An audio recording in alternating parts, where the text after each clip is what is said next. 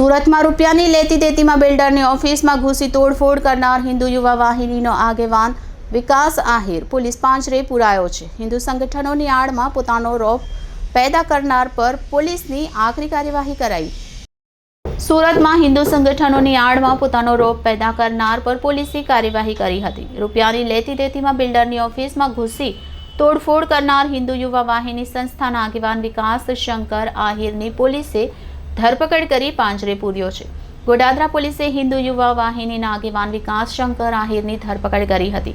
વિકાસે 1 મહિના પહેલા પોતાના 1 લાખ રૂપિયાના લેવા બિલ્ડરની ઓફિસમાં તોડફોડ કરી હતી।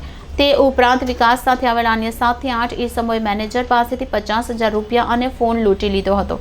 મેનેજરને બચાવવા પડેલા અન્ય લોકોને પણ ટોળાએ બેરહેમીપૂર્વક ફટકારી હાથ તોડી નાખ્યો હતો। હિન્દુ સંગઠનોની આડમાં પોતાનો રોપ પેદા કરનાર પર પોલીસની આકરી કાર્યવાહી કરાઈ છે।